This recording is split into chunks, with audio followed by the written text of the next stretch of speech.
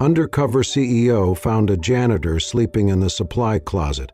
What he discovered changed everything. "Please, do not open that door." The voice came from behind the supply closet, muffled, fragile, almost frightened. Isaac Carter froze in place. He had been walking the dim, narrow hallway of the B2 service level, clipboard in hand, pretending to check pipe insulation. The corridor was silent, aside from the occasional flicker of an overhead light and the mechanical hum of distant hotel systems. Until now. He glanced toward the closet, an old metal storage unit bolted into the far corner of the hallway. The latch trembled, just slightly, with a soft clicking noise. Tap, tap, tap. Like fingernails brushing against steel. Isaac tilted his head, eyes narrowing. He waited. Another soft thud came from within, followed by the faint creak of weight shifting. His heartbeat quickened. He stepped closer, boots landing quietly on the industrial tile floor. The air smelled of bleach and dust, the scent of old rags and chemical cleaner lingering. He reached out and touched the cool handle. "Hello?" he said, firm but calm. "Is someone in there?" No answer. The door jolted, just slightly, as if something inside flinched.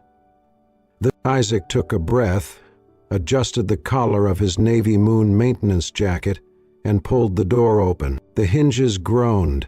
The metal door swung wide. Something fell out. A girl, no, a woman, collapsed into his arms. "Whoa!"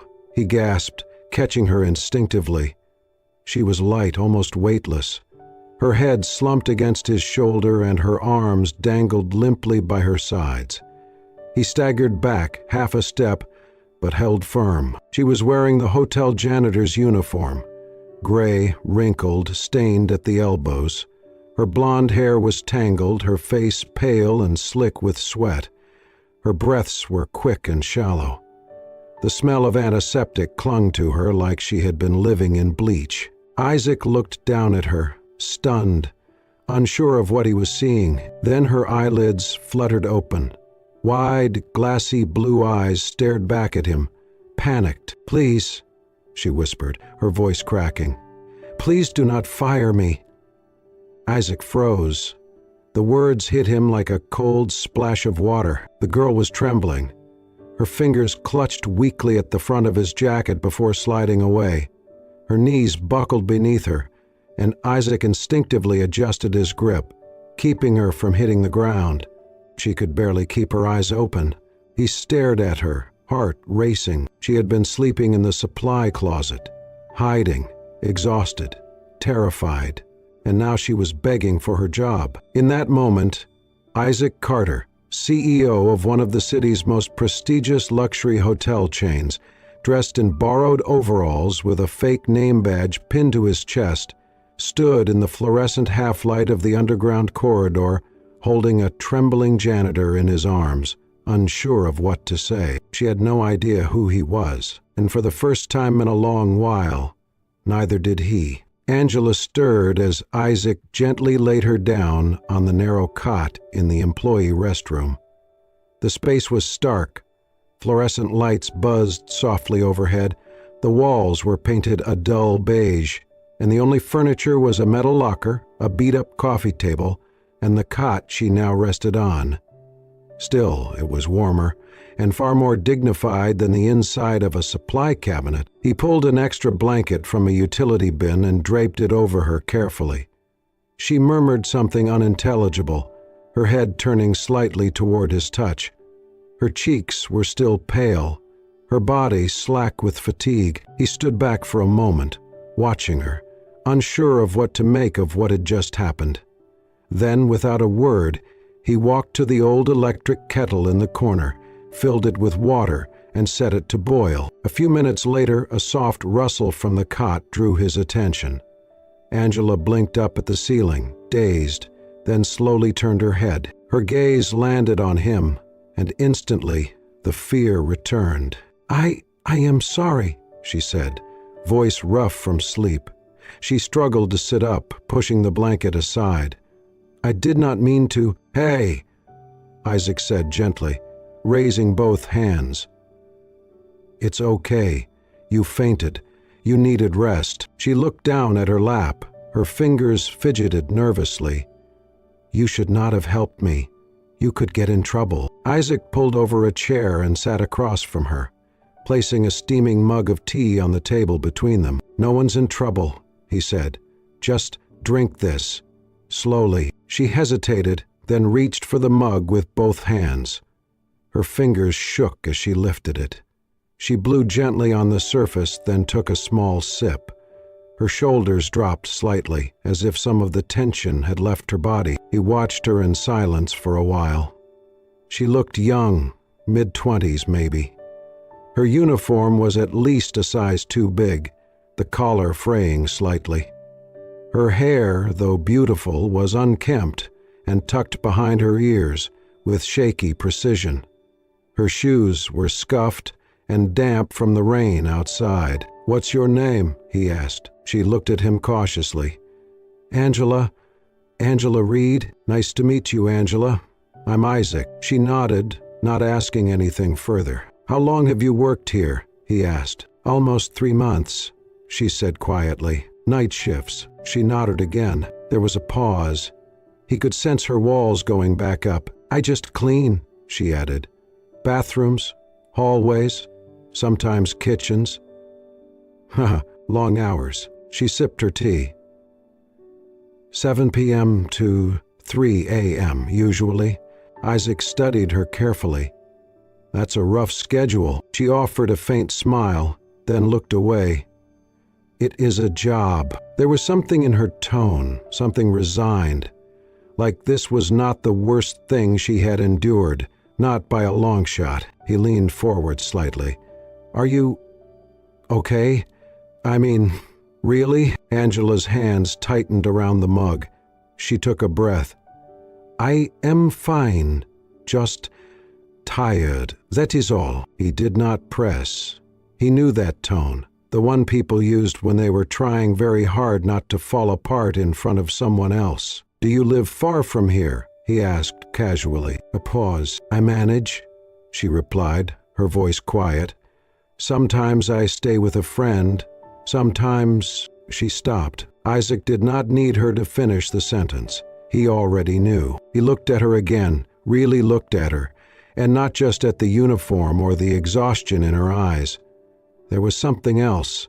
Despite everything, her gaze was sharp, her voice articulate, her presence composed.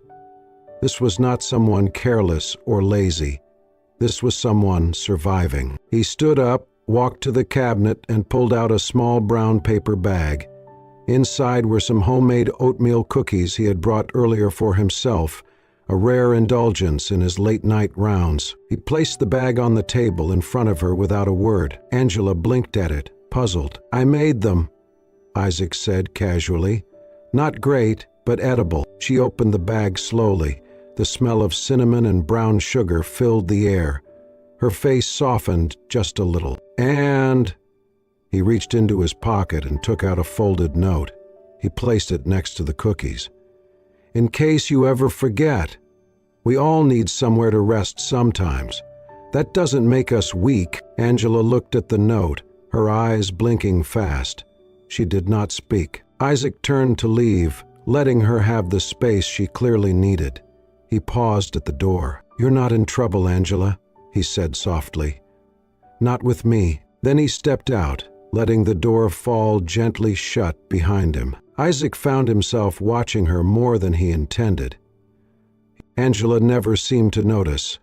She moved through her shift with quiet focus, methodical in everything she did. She scrubbed floors with slow, steady strokes, wiped tables as though they held memories, and lined up chairs with a precision that bordered on reverence.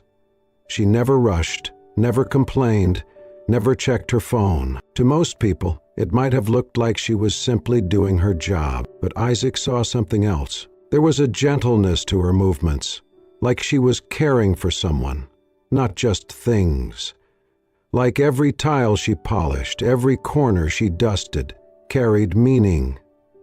It reminded him of how his mother used to fold his shirts when he was little, like even the smallest tasks deserved tenderness. One night, around 11 p.m., he spotted her in the south hallway near the guest suites.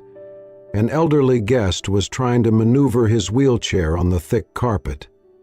Isaac stood back, curious what she would do. Angela approached without hesitation, knelt down beside the man, and spoke to him softly. She smiled, adjusted his footrest, then pulled from her cart a folded item, a hand-knitted, faded scarf in a muted shade of blue. She wrapped it gently around the man's shoulders. "There," she said, her voice just loud enough to carry. "Now you look like someone who's been loved his whole life." The old man chuckled, his eyes crinkling. "I have been, but not for a while." Angela smiled again, and Isaac watched as she guided him slowly down the hall, step by step, as if it were the most important thing she had to do that night. It stuck with him. Every shift afterward, he noticed more.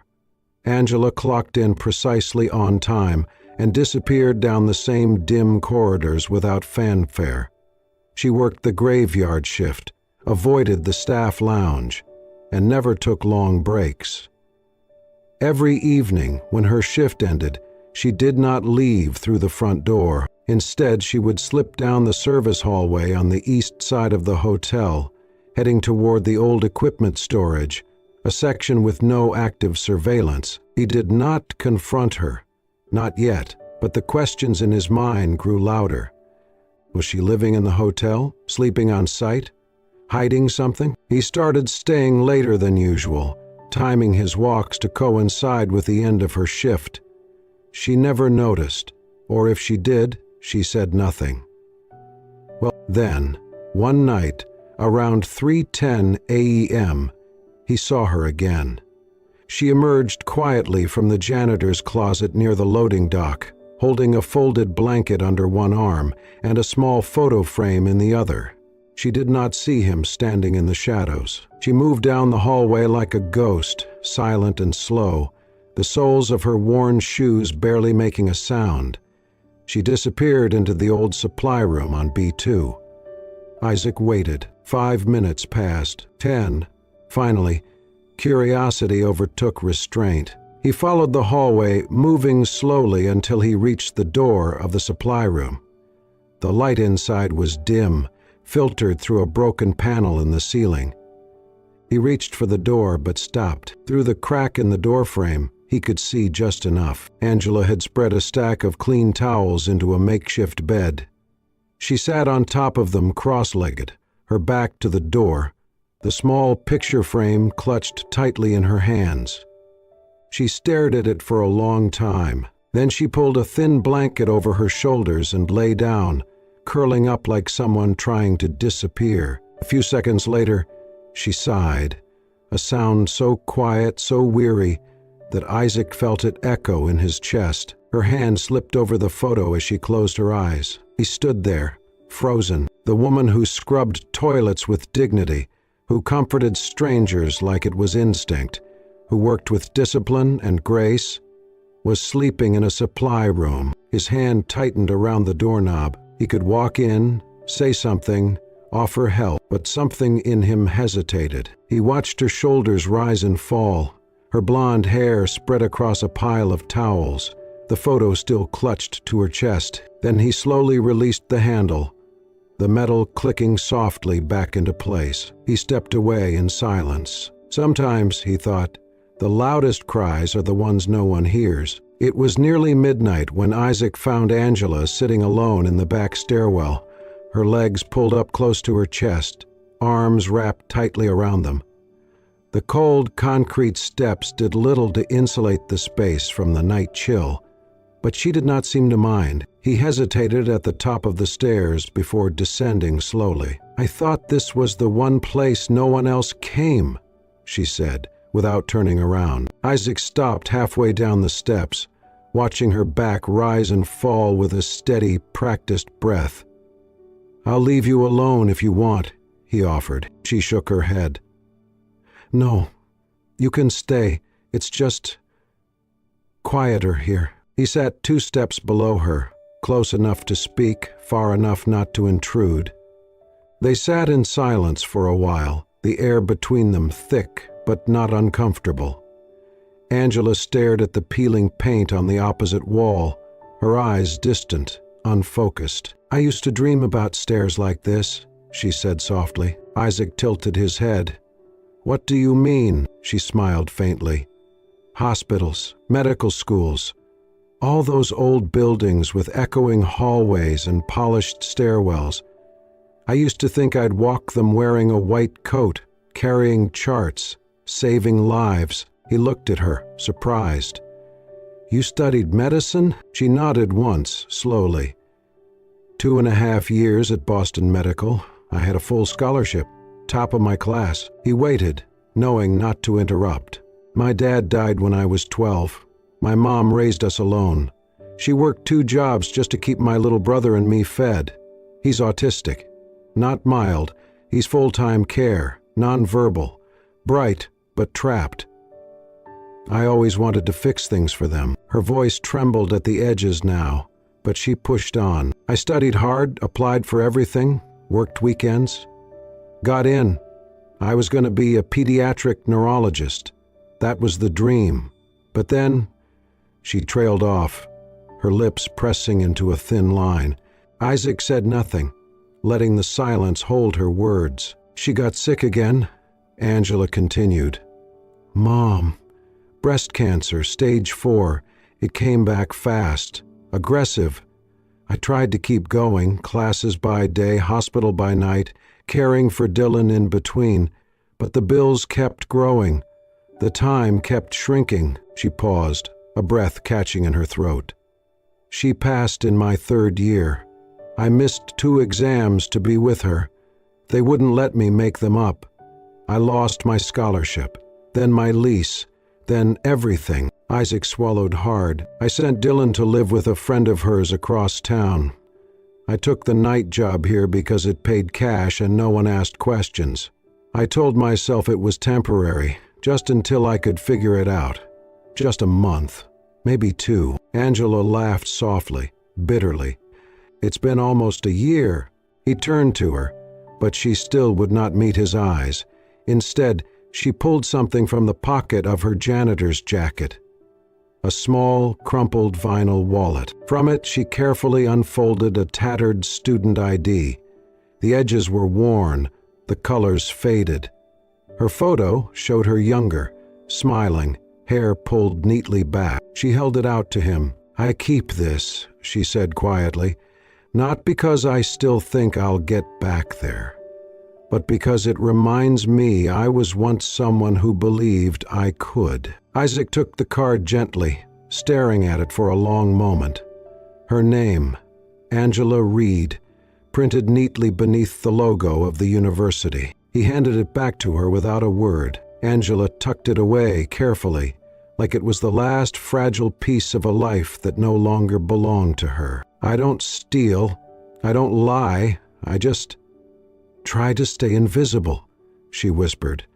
"People don't help what they cannot see." Isaac's chest ached, and for the first time, he felt the full weight of how little he truly knew about the lives that moved quietly around his empire of polished marble and 5-star lobbies. "I see you," he said, softly. Angela looked up at him then, her expression unreadable, but for the first time she did not look away. They fell into a rhythm neither of them planned.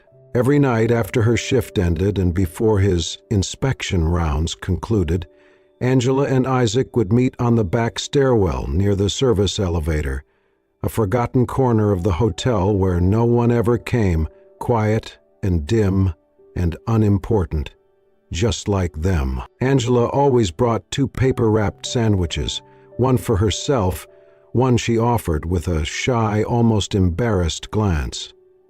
Isaac never refused. In return, he brought little things, a shared thermos of hot tea, a bar of chocolate, a boiled egg with salt packets. They never made a big deal of it. It just became theirs. They talked. Angela asked him about his old job, and he invented a background in maintenance at a hotel in Cleveland. Truth mixed with lies, enough to hold together. He hated deceiving her, but he needed time. Time to understand her, to see the truth without the filter of position or power. In return, Angela shared pieces of herself, slowly, cautiously. She told him stories about her brother Dylan and how he used to fume every time he wanted something instead of using words. She talked about her mother's terrible baking and how they used to laugh over burnt cookies.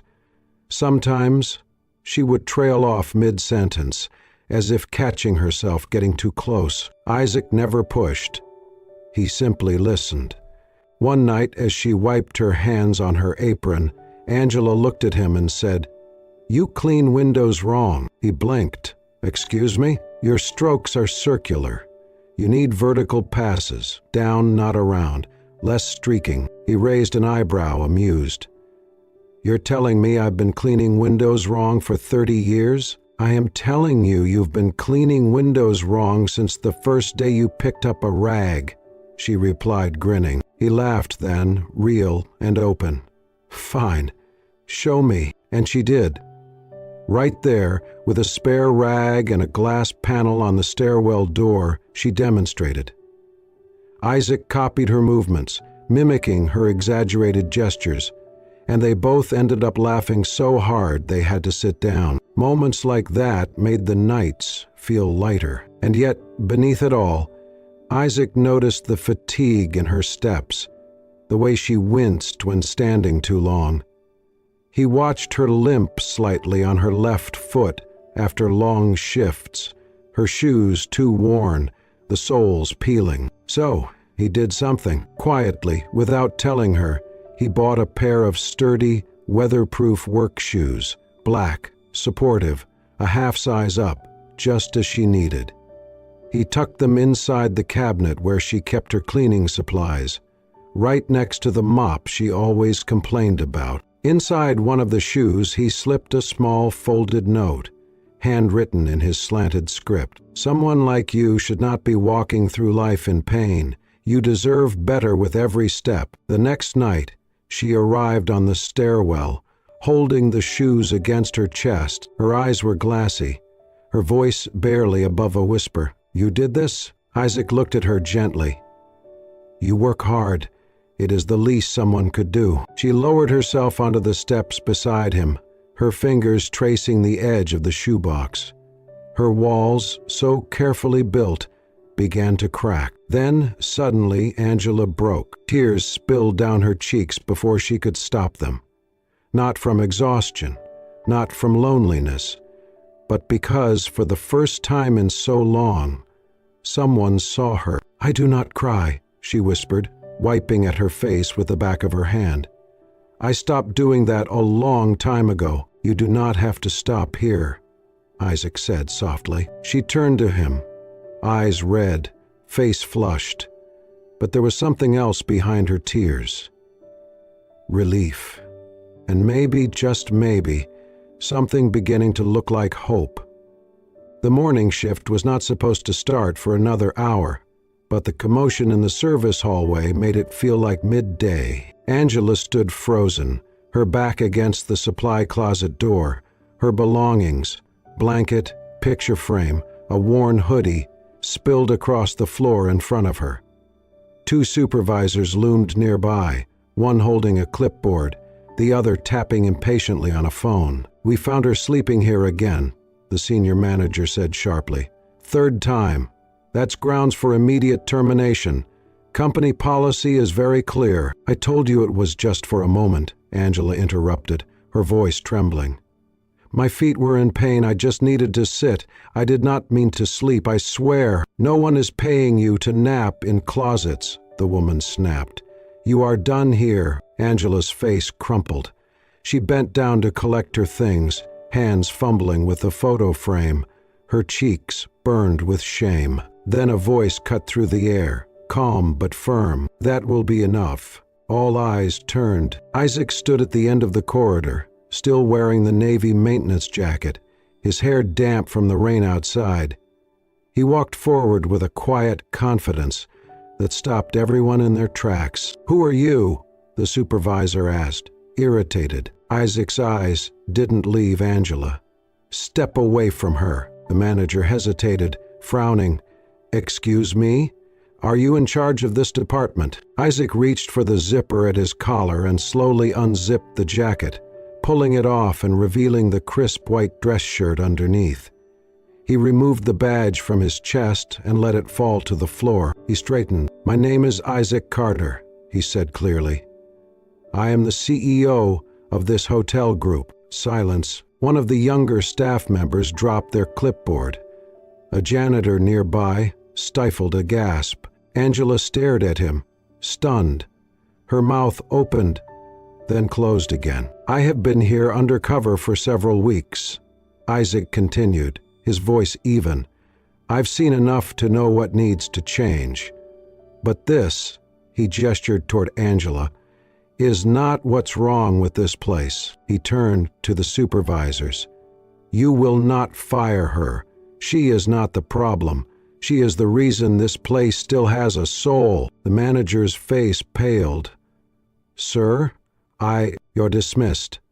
I will speak with you later." The hallway emptied faster than anyone could blink. Isaac turned to Angela, who still had not moved. She looked at him like he was someone she had never seen before. "Angela, stop." Her voice was low, not angry, not loud, just broken. "You lied to me," she whispered. He stepped closer, cautiously. "I never lied about who I was to you. I just did not tell you everything.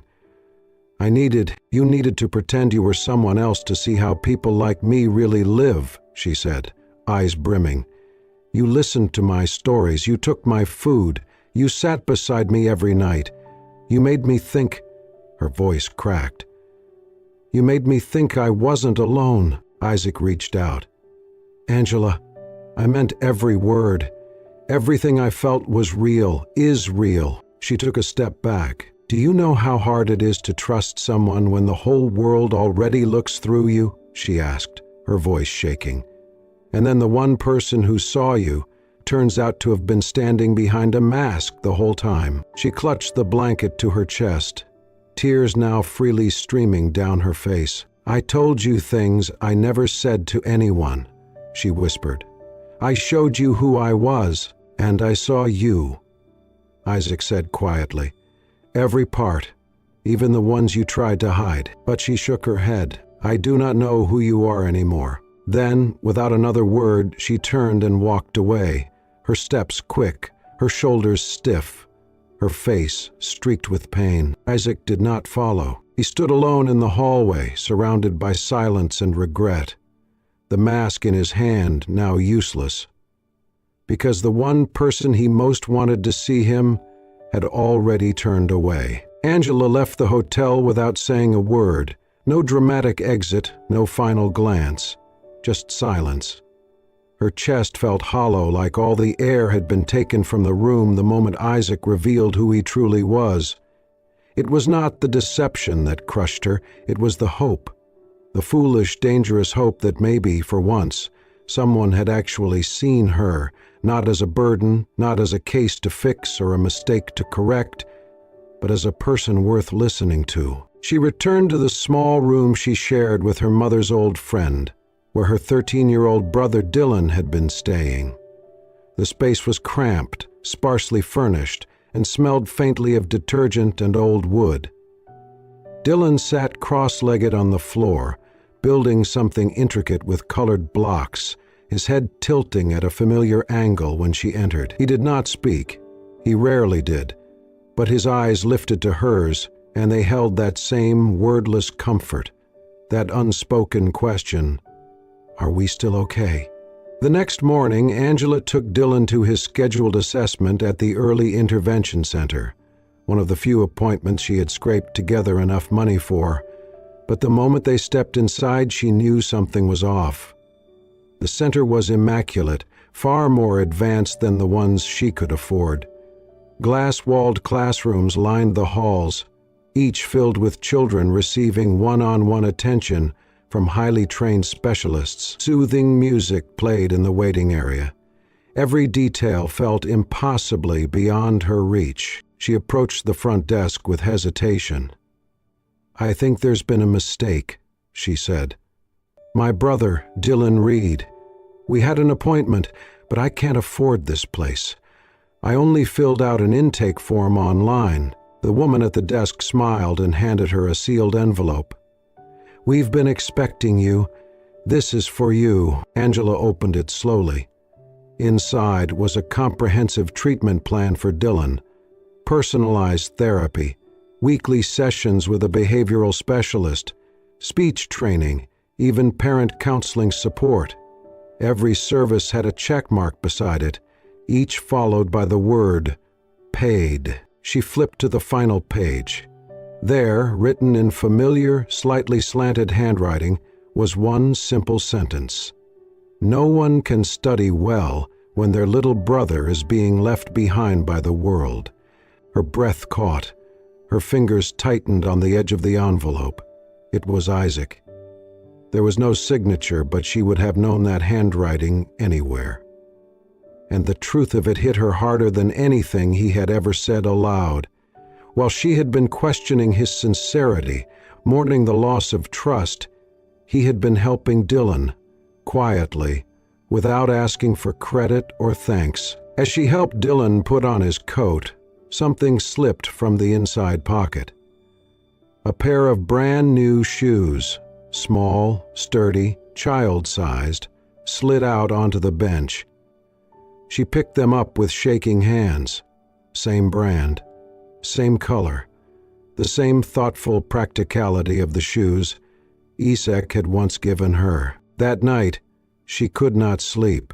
Her thoughts circled and spun, trying to reconcile the lie she thought she had uncovered with the truth he had never spoken. She realized then that sometimes people wore masks not to deceive, but to protect the fragile parts of themselves. The parts that still believed in good, in change, in people like her. Just before sunrise, Angela returned to the hotel. She did not go inside. Instead, she walked quietly to the side entrance near the executive offices and left a small canvas bag in front of the CEO's door. Inside the bag was the pair of work shoes Isaac had given her, scuffed now, worn from months of hard steps, but still intact.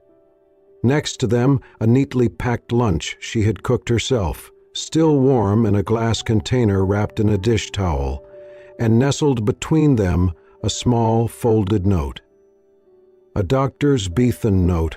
She wrote only one sentence. "I learned how to walk alone, but if you are still standing there, I'd like to try again, on these feet, with you." Isaac found the bag just after dawn, resting outside the glass door of his office. The hallway was still, hushed in the quiet before the city stirred. He bent down, opened the worn canvas carefully, and pulled out each item: well-worn shoes, a still-worn meal, and a folded note. He smoothed the paper, reading the words in her familiar handwriting. "I learned how to walk alone, but if you are still standing there, I'd like to try again, on these feet, with you." A soft smile tugged at his lips, not triumphant, just finally able to breathe again. That night at 10 p.m., Angela stood before the old supply closet. Her hands trembled as she reached for the handle. The hallway was as quiet as the night she had first fallen through this door, but tonight there was no fear, only hope. She opened it. The tiny room had transformed. On the wall, framed in dark wood, was the only photo she had of her mother and Dylan, smiling in a summer light. Below it, a small bookshelf held updated medical texts and a box labeled Dylan, filled with neatly arranged therapy supplies. In the center sat a pair of pristine white nursing shoes, and beside them a laminated student ID. Angela Reed, Reed, restated. On the opposite wall, a plaque read, "The closet for those who dared to continue." Angela's breath caught. She turned, and there was Isaac. No jacket, no title. Just him. His voice was quiet. "I did not do this out of pity. You reminded me what really matters. It is not about position or title. It is about people who keep going when no one's looking." She stepped forward, her voice barely a whisper. "You gave me back my brother's laughter. You gave me back me. I only helped you see what was already there. You saw me. I never stopped." She placed her hand gently on his chest. No speeches, no promises.